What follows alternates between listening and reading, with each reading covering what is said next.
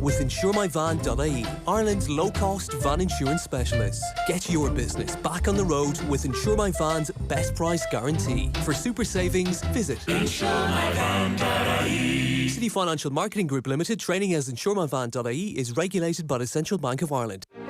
Get back into the spirit at Powers Court Distillery, a unique distillery in an extraordinary location. Set on the magnificent grounds of Powers Court Estate in Enniskerry, it's one of Ireland's most memorable and fully immersive distillery experiences, offering fascinating distillery with exclusive food pairing tours and private tastings. There's plenty for all to enjoy. Make a break for it and book your visit today on powerscourtdistillery.com.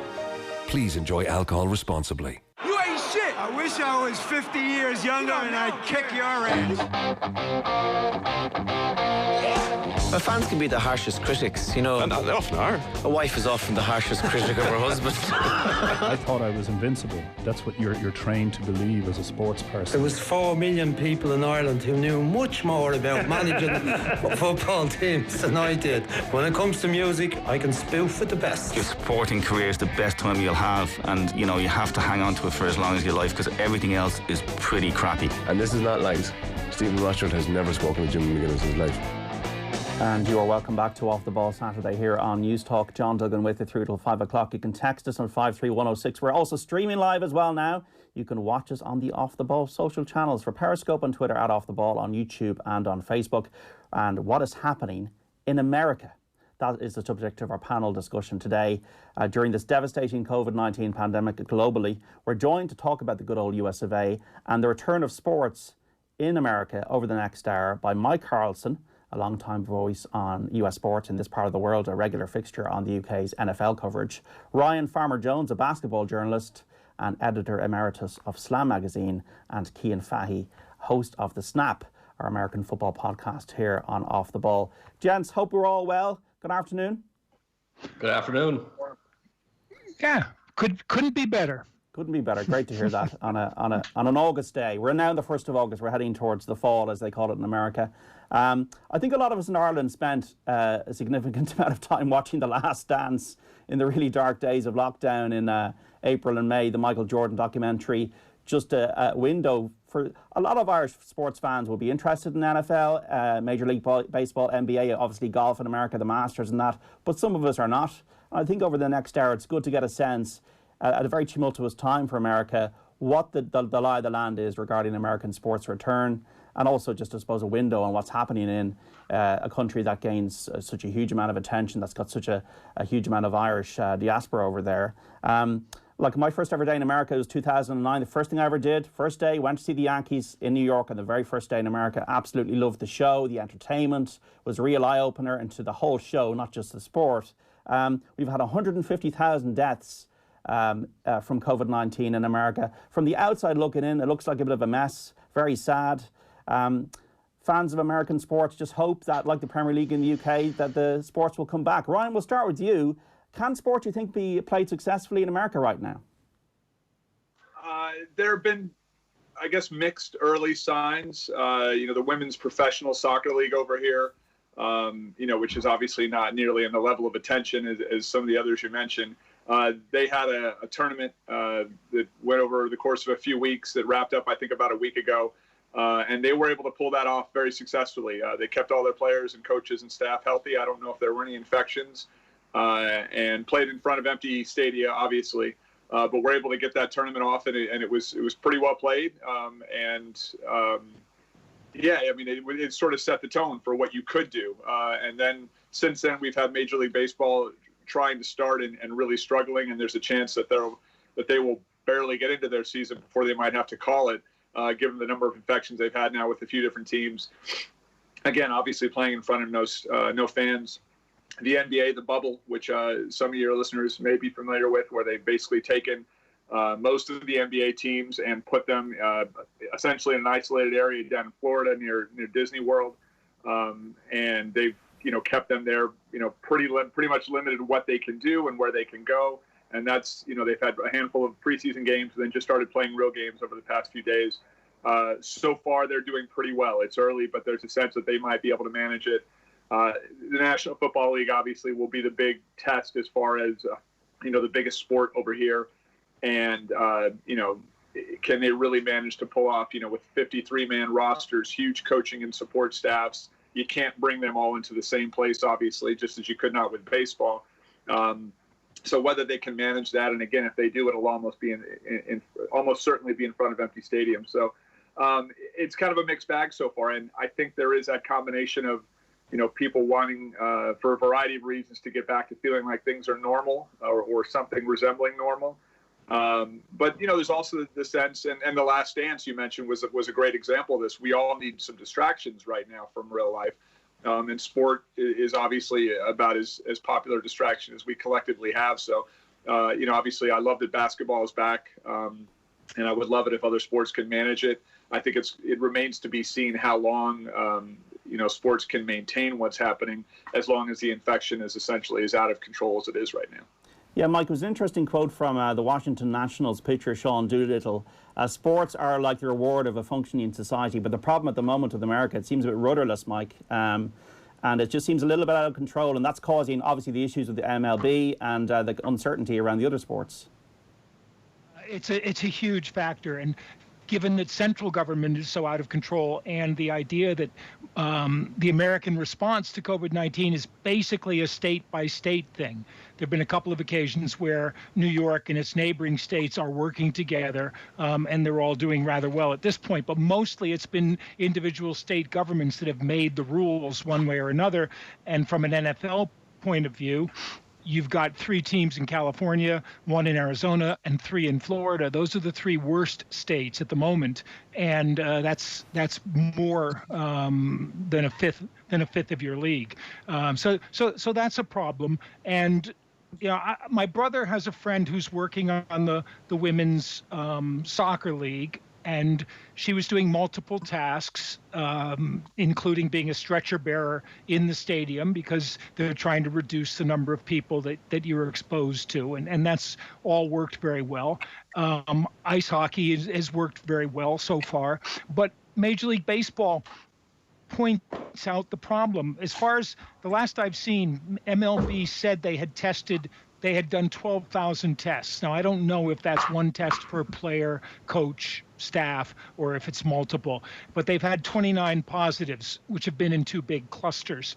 That's less than 0.25% of the players involved. But the question with us is not the players involved, but the spread from the players involved. And obviously, if you're in the bubble situation, it's one thing. If you're not in the bubble situation and you're going home, it's another. And that's, I think, one of the big reasons why a number of NFL players, a small percentage still, but a number of them have chosen to opt out of the season, not so much for fear for themselves, but for fear from their families and some special situations. So, the MLB players, we think, the positives were primarily because guys went out to a club in Atlanta, if not another one in Miami. That kind of thing could sweep right through a league. And as soon as you start losing 1 or 2 teams, the, what would you call it, integrity of your whole schedule falls apart. Your season, in effect, falls apart. It's such a fine line to manage that, although I think, as Mark said, we hope that they can do it, but the odds really do seem against it. We've seen, Cian, with the Premier League in the UK, that they've successfully managed to complete their season. It looks like UEFA and the European leagues and the Premier League will have a successful season from 2020 into 2021. Are you optimistic? Are you pessimistic about the sports you love on the other side of the pond actually going ahead?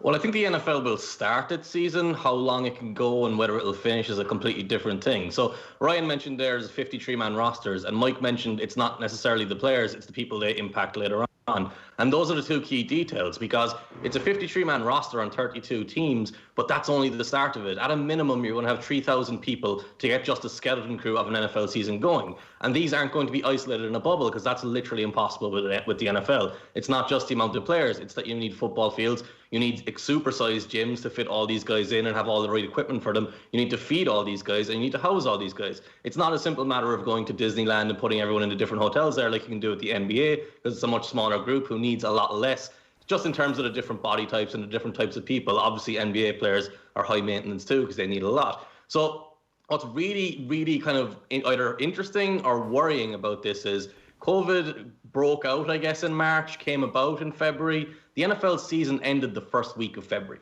They have had the longest possible time to determine a plan and figure out what they're going to do, and they came up with essentially nothing. They are going to do testing, they are going to try contact trace, but on the day of the training camp beginning, there was no announcement of a plan. There was no talk about what we're going to do for regular season games. The preseason games just got cancelled at the last second because they couldn't figure out how to do it. They had 8 months, and now that's either a reflection of how difficult it is to have sports in America right now, or it's a reflection of how the NFL works and how the NFL owners think. Because a lot of NFL owners are Republicans, but they're also, many of them are friends with Trump, publicly friends with Trump.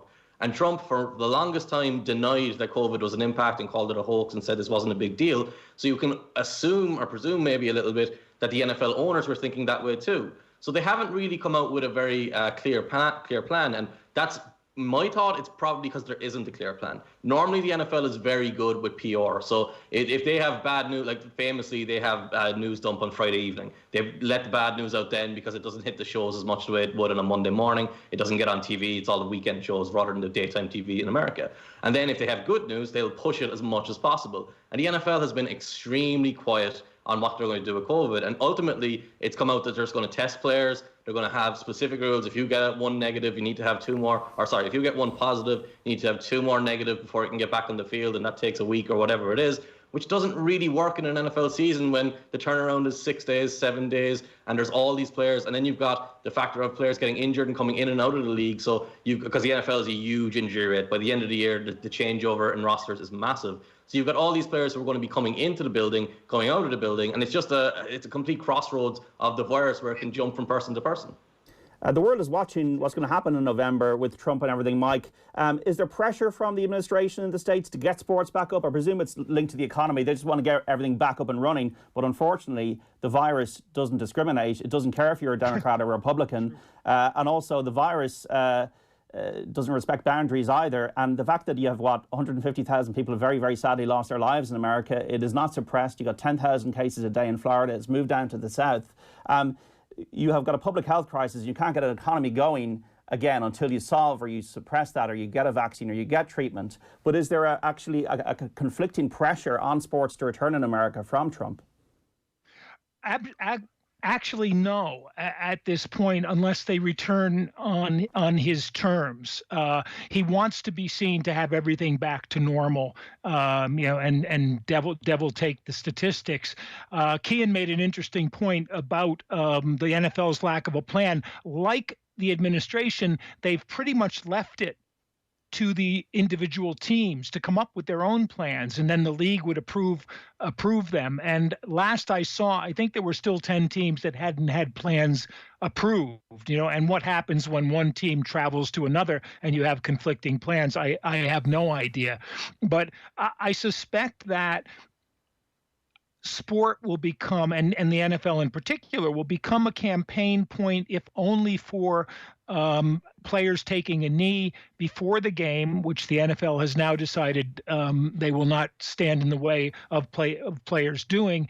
And Trump will therefore use that as a sort of political football, if you'll pardon the expression, to kick around. And if the league cancels, I think you will see some criticism from him about they're canceling too quickly. They're not trusting whatever. They're getting in the way of business and the return to business. And of course, that 150,000 is an incredibly awful number, and it only represents 0.1% of what could be happening.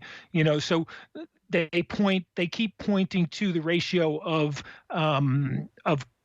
people who've contacted the virus with those who've died, and the contacts have tended now in the last few months to be younger and younger people who are less vulnerable to death from it, since it attacks the most vulnerable people, older, heavier, pre-existing conditions, lungs, autoimmune conditions, things like that. But that does not stop those people from passing it on, and that the pass on takes a little bit longer to catch up to the rest. And if the rate were to go up, minusculely, the death count goes up amazingly fast and becomes, absolutely more huge. And that's the scenario that nobody really wants to consider statistically, but it's the one that's there. And in a sport like the NFL, where everybody's so crazy about statistics, they ought to be thinking about that.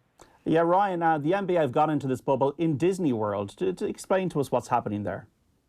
Well, that worked on a couple of levels. One, of course, is that, ESPN is such a close partner with the NBA, and ESPN and Disney have the shared ownership now. We're all sort of under the same massive umbrella. But also that Disneyland property outside of Orlando is huge. I don't know the number of acres, but it's a massive area there. And for a long time, Disney's had an area there that, I don't know if they call it the Wide World of Sports or what the name of the actual complex is, but they've hosted for years big summer youth events, including basketball there. So they've got this massive hotel capacity, and they've got facilities for indoor sport in that area. So it really made sense on a lot of levels. It was kind of, as perfect as the synergy could be right now to be able to bring those guys down there. They've got the room for them. They've got the capacity for teams, support staff, and then to be able to get them out to play. The photos from the practices have been pretty funny because they're in these giant hotel conference rooms that they've laid full NBA courts in. So you've got, you see these practice scenes, and then there's the nice, wallpapered walls in the background. It's been sort of odd. And then, of course, now the games in these empty, arenas, with the sort of fake fans and the big video board. So it's been really interesting to see that. But that area just kind of made complete sense. And again, I'm sure if baseball or football thought they could do that and get everybody in one place as well.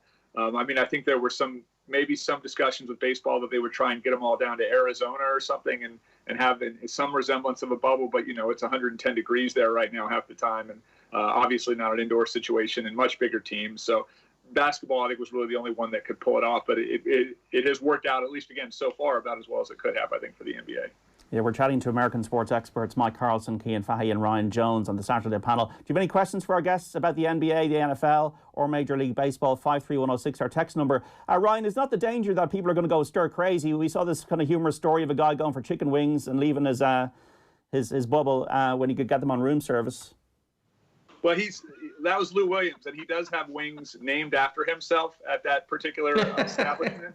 So I guess you got to give him some credit for going to get his own wings. And now it's also pretty famously a strip club, I believe, as well as a restaurant with apparently very good wings. So that was a fun little side note that had a pretty NBA flavor to it. That is a concern. Again, a lot of the guys and a couple of the players kind of had regrettable choice of words as they were about to head down for the bubble, talking about how they felt like they were going to jail. They weren't going to get to see their families for months.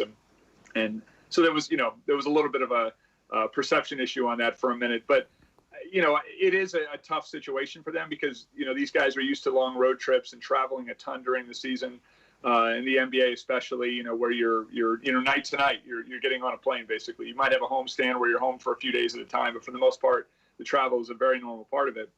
But you're not usually fully away from home for a couple of months at a time, as some of these guys will be. So it is a challenging thing. A lot of guys have families, and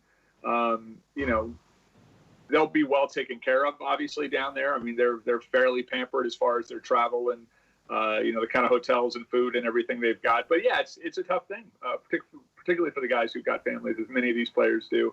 So I think that'll be a challenge. But I think as the season goes on, particularly as we hit the playoffs and the contenders, are sticking around, that focus kicks in at playoff time. And I think it'll probably be easier for those guys, the teams that stick around a little bit, even though they'll be there longer because, to borrow the cliche, right, eyes on the prize. I mean, these guys are going for a championship, and I think it'll make it a little bit easier, certainly for those contending teams to focus. Yeah, they're hoping to complete it, Ryan, by the 13th of October, 8 days before the new season. Who are the main contenders? Is it the Lakers and LeBron James? The Lakers and LeBron are definitely up there. The LA Clippers, which is not a conversation we're used to having in the NBA, is contenders, but with Kawhi Leonard and Paul George. So the LA rivalry, that's not really ever been much of a rivalry, is one now. They had a great game the other night that came down to the wire. So those are really the two teams out of the West. Houston maybe is in the mix as well, but a level down, I think. And then the East, the Milwaukee Bucks, Giannis, who I always butcher his last name, so I won't try right now. but the MVP and they were playing at an exceptionally high level before the break.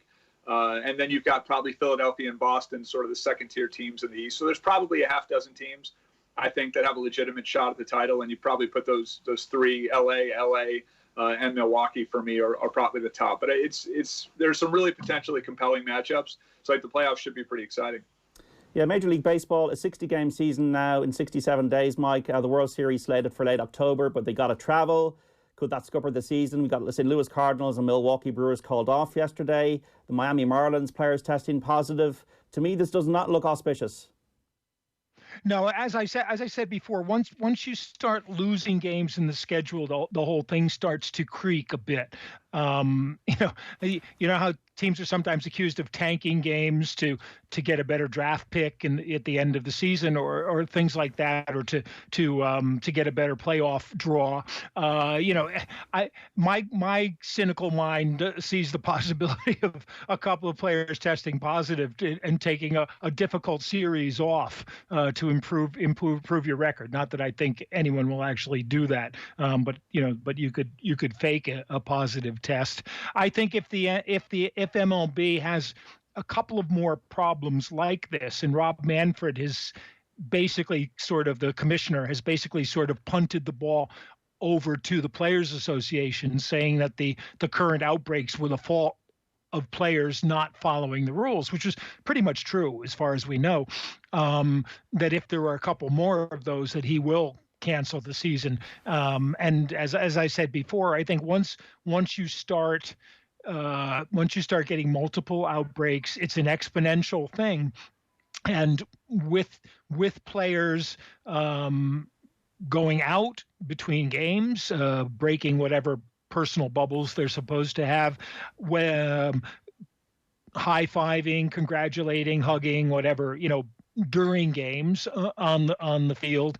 I think the problem is really going to be there. And baseball, much like cricket, I think in Britain, is the big team sport in terms of numbers of players on the field. That is fairly easy to keep social distancing while you're playing the game.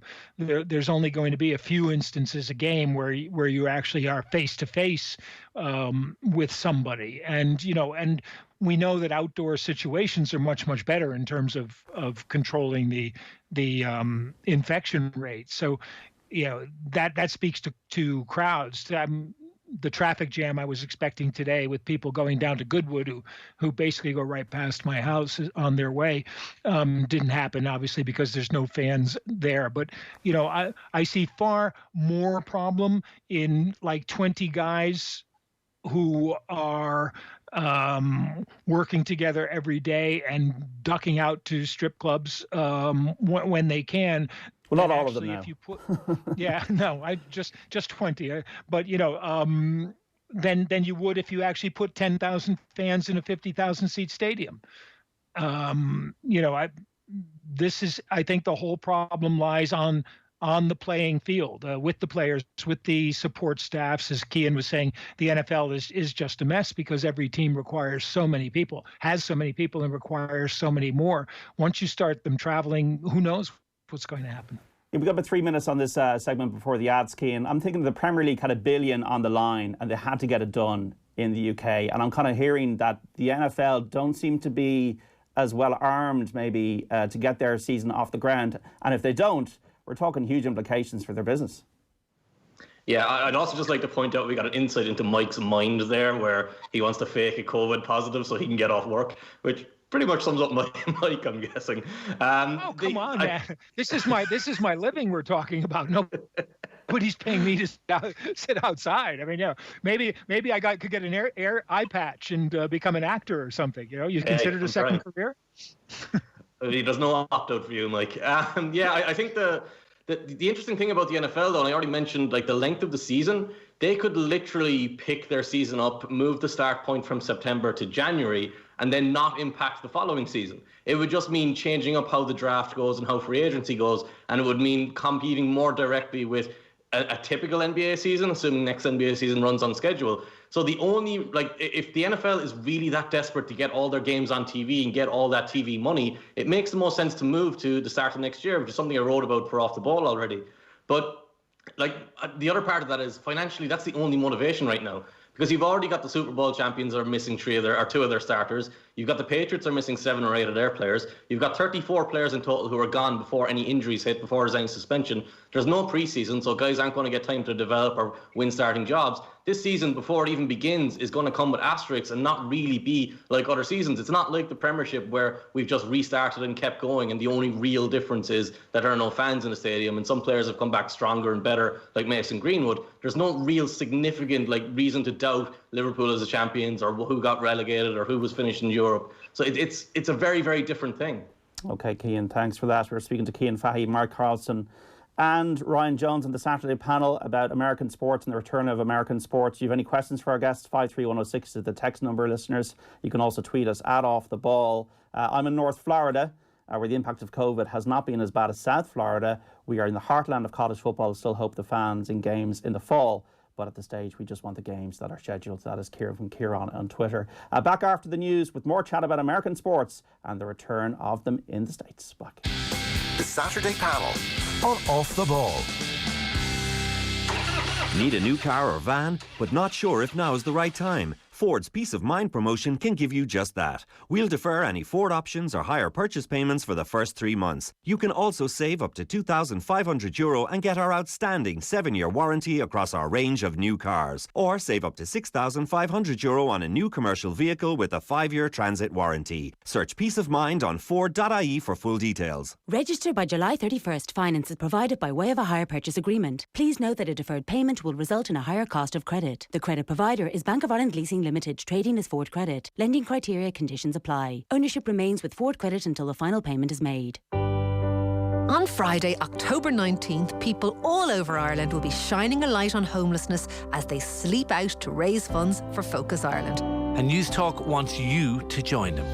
We're asking business leaders, corporates and people across the country to give just one night to sleep out and raise vital funds for those who are homeless in Ireland. You can join one of these socially distanced events in Dublin, Cork, Wexford, Limerick or Sligo, or host your own event. Register now at focusireland.ie/shine a light. Proudly sponsored by Bord Gáis Energy. And find out more on air and on newstalk.com. It's the furniture sale at Flanagan Kearns. Time to change that mattress or sofa? Well, now's the time. Call into our spacious showrooms and speak to the experts. We've discounts on all top Irish brands like King Coil, O'Dearest and Respa. You also get free delivery, free assembly and free recycling of your replaced bed or mattress. Thank you for supporting Irish manufacturers, Irish family businesses and for shopping local. The furniture sale is now on at Flanagan Kearns. Southern Cross Bray, exit 7 off the N11. Flanagan Kearns, furniture for life. Air Business works closely with small business owners to understand their needs. So we know reliable service, great value and cutting-edge technology are vital to success. So for a limited time only, we're giving a free Samsung Galaxy S10 on the Air Business Mobile Connect Plus plan with no limits data for just $39.99 a month. For more, chat to our business team in-store or on 1-800-303-625. Air, let's make possible. Terms and conditions apply. Offer applies to Air Broadband customers and businesses with up to 9 employees. For more than 20 years, GS Medical has been supporting the healthcare industry. With PPE now becoming part of all our daily lives, GS Medical is continuing to support both the public and SMEs with our medical-grade PPE range. With surgical face masks from 40 cent and face shields from €2.90, we offer medical-grade quality products at exceptional prices. Order direct from our website at gsmedical.ie.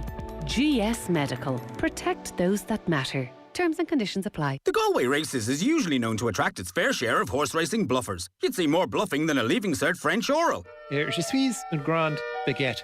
More bluffing than the Monday after in All-Ireland. I think it's strep throat. More bluffing than a Leinster House press conference. Yes, I have in fact read the 300-page tribunal report. And while no bluffers or experts can attend this year, you can live stream every thrilling minute of action from this year's Galway Races for free on the Paddy Power app. Paddy Power. 18+ gamblingcare.ie. Mega sale now on at Curry's PC World. Get a Hoover 8-kilo wash machine for only $269 and save €100. Save €220 on the Samsung RS3000 American-style fridge freezer with a 5-year guarantee, now only $999. And we've got massive savings on large screen TVs like the LG 55-inch 4K TV, exclusive to Curry's PC World, now only $749. Get in-store or online at currys.ie.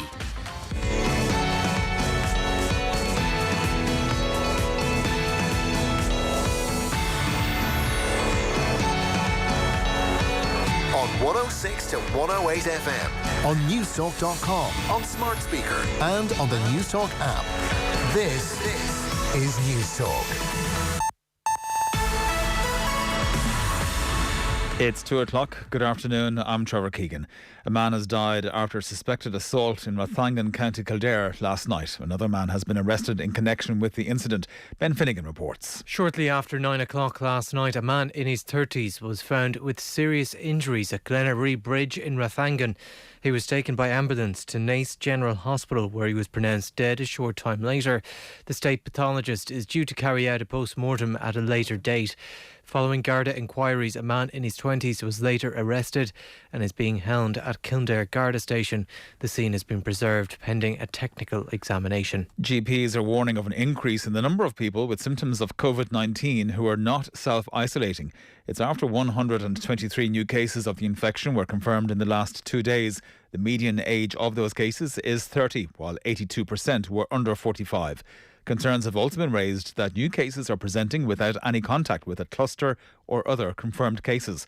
Cork GP Darren O'Leary says despite the worldwide health crisis, people are not taking the right action when they have symptoms. People do seem to think that it's something that's not going to happen to them. So because of that, they aren't isolating, and then it's difficult to convince people that they actually need the test. A lot of people tell me that they don't need it. Meanwhile, schools say they're facing a race against time to be ready to welcome back students. It's believed principals are facing issues with planning laws if they try to add extra space to buildings. The Taoiseach has committed on multiple occasions to all primary and secondary students returning in September. Sinn Féin's Donncha O'Leary believes a lot of schools, though, have been put in an unfair position. If this document had been published when it was promised in June 12th, it would still be tight, but there would be a lot more time than there is at the minute. We all know that there are many, many schools that are extremely overcrowded with some of the highest classroom sizes in Europe. And that means that do what you like in terms of cabinets and trying to make extra space. It's just not possible. There isn't the space there. Lastly, a hurricane is making its way through the Bahamas and heading towards Florida, which is already suffering record deaths from the coronavirus outbreak. Sustained winds of 135 kilometres per hour have been recorded in the Category 1 storm. Evacuation centres have been set up and people have been urged to have 7 days' worth of food, water and medication. That's your news update at 2:02. Newstalk weather. Thanks to the AA. Download the new AA app to request a roadside rescue and track the patrol right to your car. Some sunny spells this afternoon, but showers in the west will become widespread and heavy. Some of those showers will turn into longer spells of rain as well. Highest temperatures 16 to 19 degrees. And now you're up to date on Newstalk. The Saturday panel on Off the Ball. This is Off the Ball Saturday on Newstalk. John Duggan with you through until 5 o'clock. You can text us. 53106 is the text number. You can tweet us at Off the Ball. We're streaming live as well now. You can watch us on the Off the Ball social channels for Periscope on Twitter, at Off the Ball, on YouTube, on Facebook, and we're also streaming on the new OTB Sports app. We're chatting about the return of sports in America on the Saturday panel with Mike Carlson, a long-time voice on US sports in this part of the world and a regular fixture on the UK's NFL coverage. Ryan Farmer Jones, a basketball journalist and the editor of Emeritus of Slam Magazine, and Cian Fahy, host of The Snap, our American football podcast here on Off the Ball.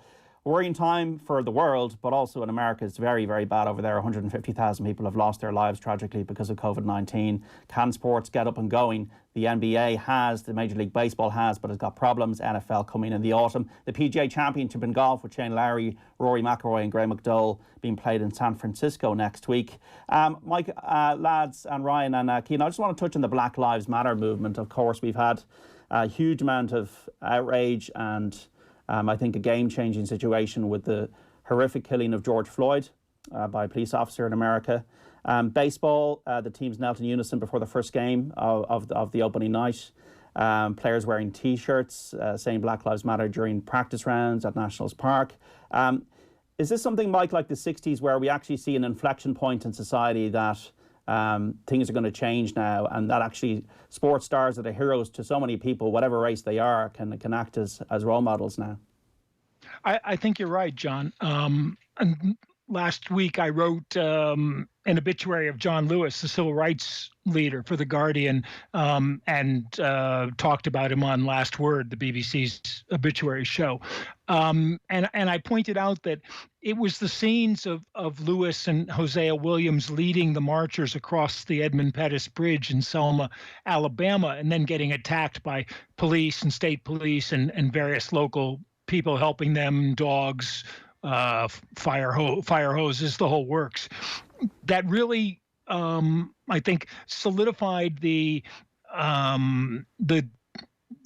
nation, not the whole nation, but the reasonable part of the nation that the time had come to do something about civil rights. Now, we're talking now 55 years later, and the time is still coming, but I think the George Floyd moment was a similar kind of galvanizing instance for an awful lot of people who otherwise thought, well, things are pretty good. In fact, the Supreme Court took away some of the voting rights legislation in 2 decisions in the last 5 years, saying that there was no prejudice anymore in America. That's, I think, been proven pretty strongly wrong. The NFL, on its second try at issuing a statement about this, the first one got some high-profile criticism from players, or criticism from high-profile players, and they're pretty much going to allow players to protest as they will during the season. And I actually was a little bit encouraged by the Pittsburgh Steelers' Stephon Tuitt, who's a defensive lineman, who went public a couple of days ago saying that he would not take a knee. He felt it was disrespectful. He's a black player, by the way. Not that it really makes a difference, but I just thought that the idea that we could have that debate with both sides being equally represented was probably a good idea. And I loved the scenes of baseball in Washington and Dr. Fauci throwing out the first pitch to open the season in the nation's capital, not the President of the United States, which is how the whole first pitch tradition started. And, I think there's just a general swing in terms of recognizing we still have a problem, and it is time that it was finally dealt with. Yeah, and Ryan, like LeBron James has made a pretty vocal case about not forgetting what happened to Breonna Taylor. This was a lady who was shot unarmed in Louisville, where Muhammad Ali was originally from, in Kentucky. And obviously there's a huge black culture with the NBA. Players being offered the chance to wear messages of support on their jerseys. How is this going to be facilitated, and what's the reaction generally been in the NBA? I mean, obviously that, more than any league in the U.S., certainly, the NBA is identified with, prominent black players and just the number of black players and really tied into black culture in a lot of ways, to black American culture, as far as, the influence of hip hop culture and just different aspects of black American life are really central to a lot of how, what makes the NBA tick. Yeah, you mentioned LeBron and really a number of NBA players, particularly during the warm-up here over the past week or two, have sort of put the focus on their post-game interviews on Breonna Taylor, which is, tragic beyond words. And also the fact that they still not brought charges against the officers involved there is really kind of unbelievable. So I think the focus is going to remain on that. The jerseys, the names or the phrases, the words in the back of the jerseys, whether it's Black Lives Matters or equality or different things, that's going to keep it front and center. And I think you'll continue to see players reference it, in interviews and things like that. The question that was leading up to some of this, and there were players, I think, again, on both sides who made good points, was, if we're going back to play right now at all, are we taking away the focus from this movement right now? And there was some, I think, really honest debate for some players who felt like, no, I don't think we should go back right now. I think we'd be better off continuing to protest and bring attention to that, while others have said, no, we should play because that's what we do. And while we're doing it, we should continue to bring attention. So I think that debate was healthy. And I think, on both sides there were, well-meaning arguments. But I think it'll continue to be a focal point. We'll see, the political environment here right now, obviously, is kind of the context, or, the bigger context around all of this, where, you've got this focus on these protests and on these handful of recent awful cases, these killings. But then beyond that, you've got a political environment right now where the racial, aspect is very much a part of what's going on and a big part of the race.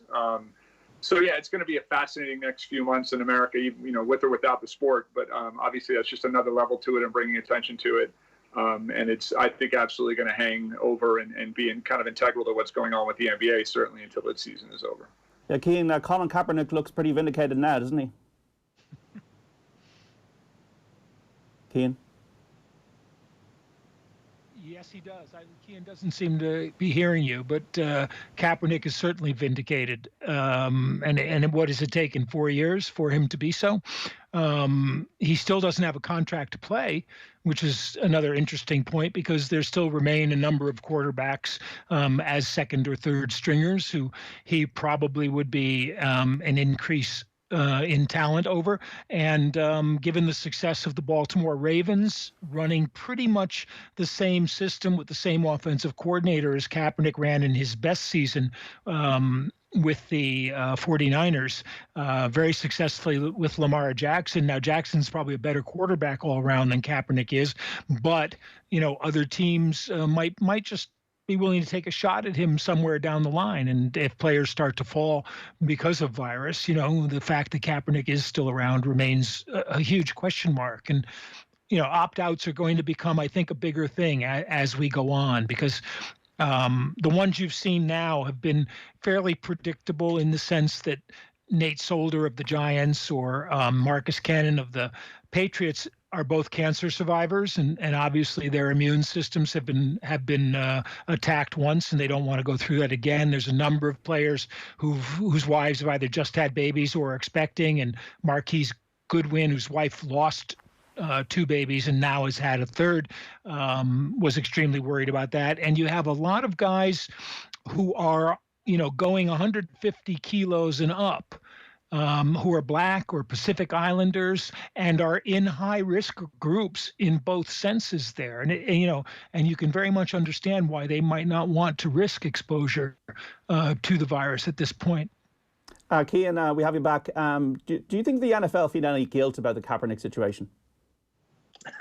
I don't think so. I think, look, the NFL has kind of made it very clear where they are with Kaepernick. One of the notable aspects of the NFL and the coverage of Kaepernick is, while he was out of the league, the NFL's PR account, which is kind of, in America, you can get away with calling it a news account where they're reporting.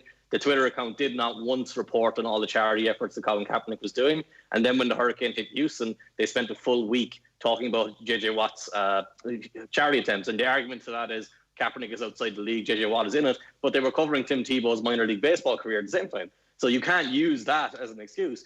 Kaepernick, obviously, I'm the only person on this call as an analyst who isn't an American. Also, I'm not Black. But you know your stuff. But my point is, growing up here, you don't really get an understanding of race and the institutional racism and how it impacts people. So as I've covered this league and worked with Black people, had Black friends, it's a terrible phrase to use all the time, but my main priority over the last 10 or 11 years has been a lot of time to just sit down and shut up and just listen, because I often don't have anything to inform these people about and just have to take it all in. And eventually you come away with your own thoughts and your own ideas. But even like when Colin Kaepernick kneeled in 2016, I was about 6 years into being an NFL journalist, and I had no idea how bad it was with police brutality and stuff like that. So when Kaepernick kneeled, it was a seminal moment. It was massive.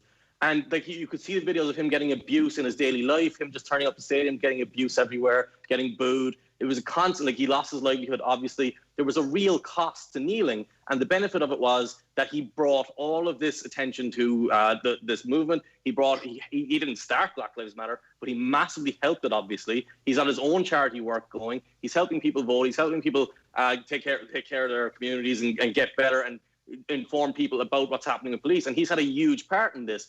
And what's really, really frustrating now is everyone's kneeling because it's safe. Whereas when Kaepernick kneeled, he had a real price to pay and he brought awareness to this. Now, because of George Floyd, and I think part of it is we were all stuck in our houses and couldn't go out and just get distracted with our daily lives. When this happened, there's no more need for awareness. We don't need you to post a black square on your social media feed. That means nothing. It's not telling anyone anything. It's fine that the Premier League players are kneeling before games. It's obviously not a negative, but there's no actual benefit to it anymore. Putting Black Lives Matter on your jerseys is a notable thing as a reflection of where we are as a society and understanding on this movement, but it also does nothing. So the idea, like the one thing that's really stood out as amazing to me over the last couple of weeks was the Tampa Bay Rays tweet. Because the Tampa Bay Rays are an MLB team. They are a corporation. They made a decision to tweet, arrest the police officers who killed Breonna Taylor, which isn't just saying Black Lives Matter. It's not just saying something ambiguous. It's not putting up a black square. It's making a very specific statement saying this is what we want done. And the whole way through, black people in this black movement have been asking for, we need police reform, we need police to stop killing us. And we keep giving black people things that they didn't ask for. Like, oh, we've removed this TV show that used blackface once. And black people are like, we didn't care about that.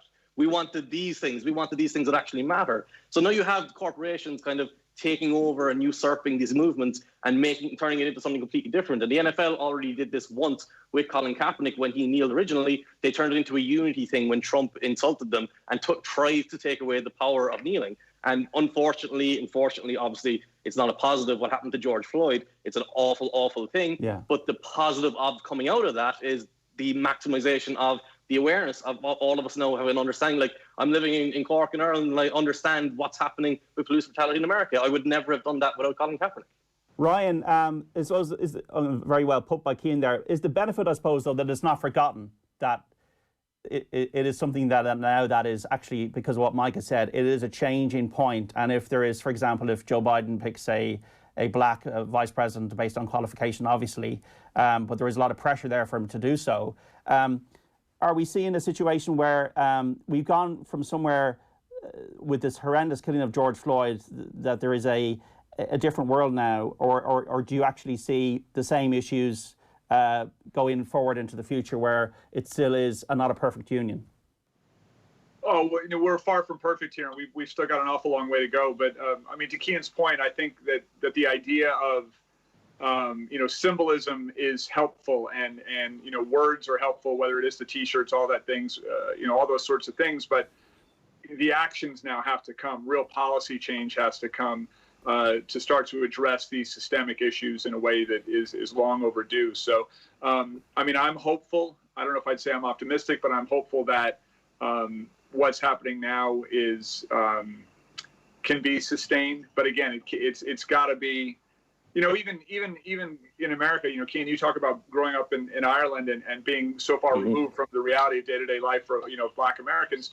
As a white American, I've largely been, removed from that. I had the opportunity to work at Slam magazine for 7 years and to be so immersed, again, in Black basketball culture.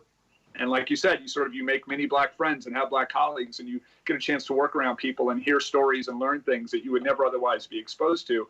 And it's been one of the most valuable experiences of my life, because I've learned so much and learned so much about our country and our history and the reality still for so many Americans.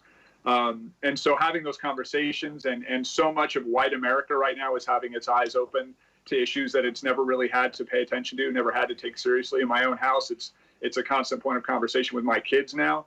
And it's always been something I've talked about, but obviously it's at a much heightened level now. My wife and I are having conversations about this stuff. She's having conversations about it within her job. I mean, I think for millions of white Americans who would probably consider themselves liberals and not racist, but have never had to confront this at all, are confronting it now over the past few months. And that's undeniably a good thing.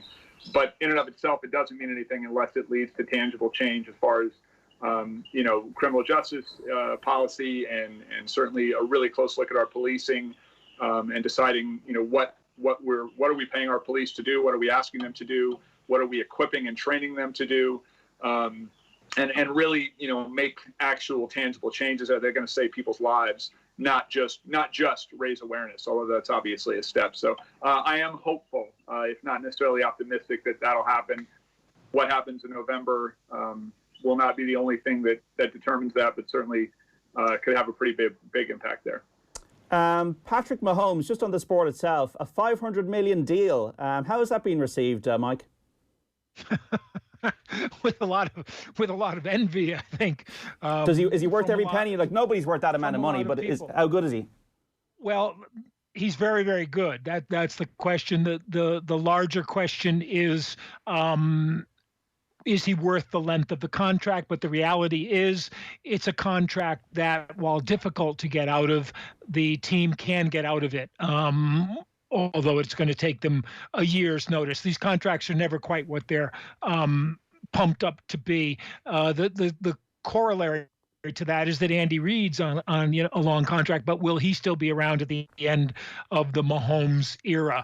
One of the things that makes a contract like that valuable, if you assume the player can stay healthy with you, is that it also assumes the salary cap the team's labor under is going to go up every year, and therefore he becomes more of a bargain against the cap as it goes on. Now, we know that the cap's not likely to go up this next year, which will make him a bit more of a burden cap-wise. And the more that you pay this quarterback, the less money you have available for everybody else. Now, I would argue that quarterback in the NFL is probably the most crucial position on any team sport, with the possible exception of a goaltender in ice hockey, who can basically carry a team, shut a team down for a limited, usually part of time.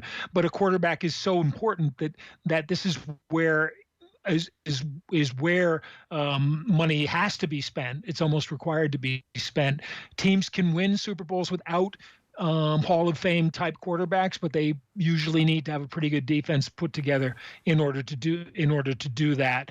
So I think it's the length of the contract more than the money, and the outs that the team has, which are not available in the other three major American sports, where the contracts are fully guaranteed. So if you give someone a 12-year deal, you're stuck with that. Like, for example,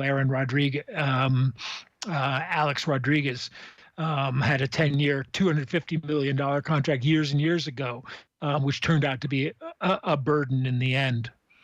Just before we finish, guys, great chat, and just scratching the surface of the return of American sports, the issues that are there, obviously with race and Black Lives Matter and all of that kind of thing, and Trump and everything, and the economy and getting sports back, which obviously is very popular to come back, isn't it, sports? We'd all love the pubs to be open here. We'd all love the GA matches to have 80,000 people at Croke Park, but we don't. And obviously the reason why is because we're being responsible about public health. But when it all hopefully gets back to normal, hopefully in the next year, if we do get a treatment or a vaccine or whatever we can find, I know people are working very hard on that.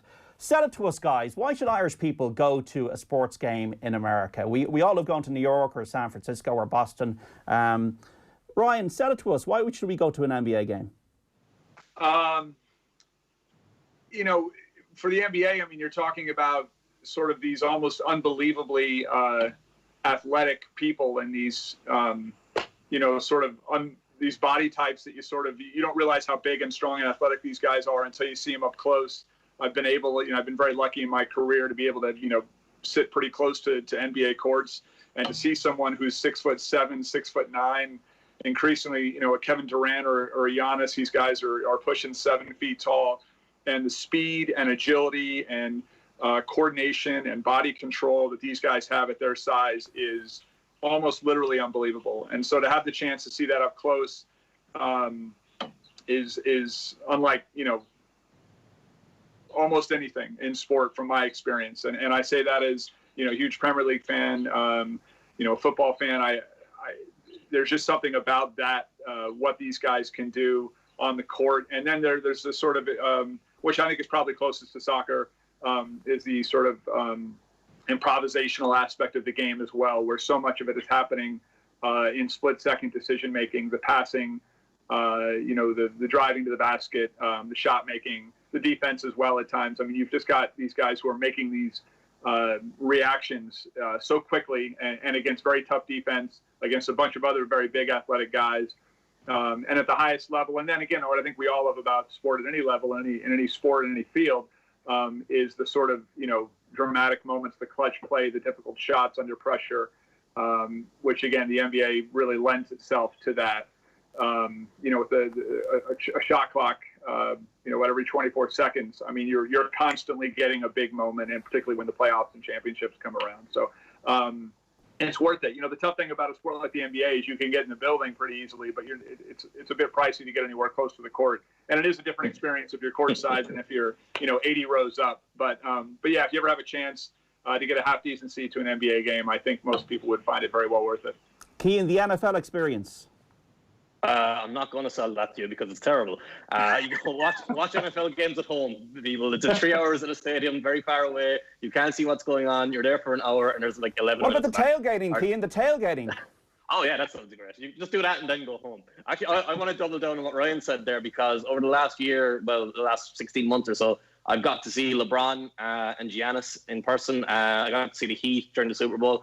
The Heat game was by far the best because it was an unbelievable show. I was in one of those higher seats that Ryan was talking about, and they had all fire going on, and you were feeling the fire as if it was on your face. It didn't feel safe at all. But the actual party of it was amazing. But then when you got to see Giannis, I was very high up for Giannis, and he still stands out as being ridiculously large. And then when I got to see LeBron last year, it was Celtics-Lakers, and it was the Lakers team that wasn't particularly good. So I got to see Kyrie as well doing incredible things with a basketball that don't make any sense. LeBron just dominating and being incredible. Like, the things he can do, just the movement of what he does. And the best part of that whole experience was Shaq was there before the game. And oh my God, I've seen that man on TV so many times, and he goes, oh yeah, he's really big. I bet if we saw him in person, he'd be really big. No, like I've seen Alan Quinlan inside in the Off the Ball studio, and he's huge. He would make Alan Quinlan look tiny. It's ridiculous. But mostly, I want to point out, John, I can't believe you didn't come back to Mike and say that the horse in horse racing is more important than the quarterback in football. The jockey would be nowhere without his horse. Well, I haven't finished yet. Mike, Major League Baseball, the Kentucky Derby, ice hockey, NFL, obviously you know very well. Sell it to us.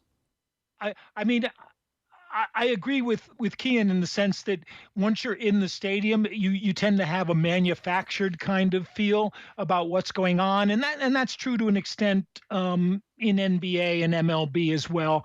I love baseball. I love sitting out and watching baseball and talking, between the pitches and that kind of thing.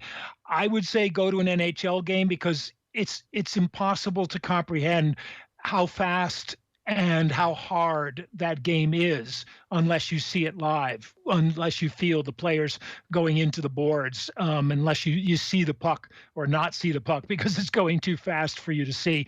I also recommend when people go to the States that to get more of the experience that they're used to, go to college football games, even high school games. Go to minor league baseball, summer league baseball, go to minor league ice hockey games, because you often get more of that fan experience and you get closer to the field. You get a better kind of feel for the whole thing. And it's a different kind of experience to the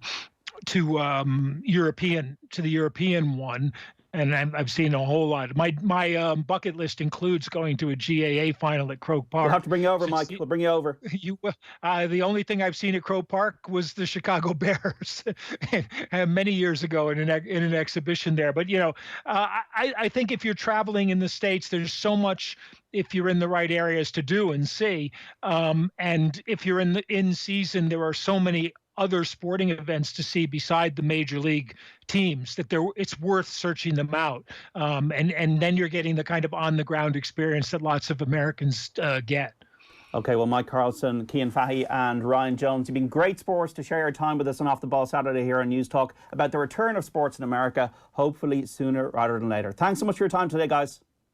Thanks a lot, John. Okay, 53106 for text messages. This is Off the Ball Saturday after 3. We're going to talk about football with Kenny Cunningham. Back after this. Off the Ball on News Talk. Back on track with Bobby Kerr. On this week's podcast, we continue to find out how businesses have coped, how some have thrived, and how industries are adapting in the new COVID world. This week, it's all about agriculture and farming. I'm joined by IFA President Tim Cullinan, Pat O'Toole of the Irish Farmers Journal, and economist Jim Power. Back on track with Bobby Kerr, a new podcast from News Talk. Thanks to Bank of Ireland. Listen and subscribe to the podcast now at newstalk.com or on the News Talk app. Some are tall, others are small. Some are older, some are older? No, never. There's nothing uniform about kids, except their uniform. Shop dunstores.com for our full back-to-school range ready to deliver safely to your door.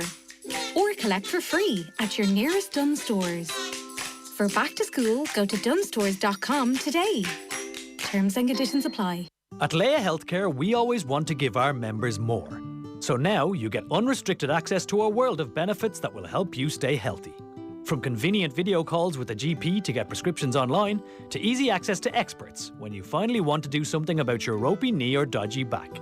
And if you do need to see someone urgently, our clinics are available for minor injuries, all without you needing to put your hand in your pocket. Let's stay on top of your health, in every way. Leia Healthcare, looking after you always. Insurance provided by Ellipse Insurance Limited, trading as Leia Healthcare. Leia Healthcare Limited, trading as Leia Healthcare, and Leia Life is regulated by the Central Bank of Ireland. Unrestricted benefits are available until the end of August. Fair usage policy applies. For many businesses across Ireland, it's still not business as usual. An Post Commerce is here to help you get through. Our Advantage card saves you money when you purchase stamps and parcel label packs for your business. So you can grow your orders and keep your costs down too. Get your Advantage card today at your local post office or at onpost.com/commerce.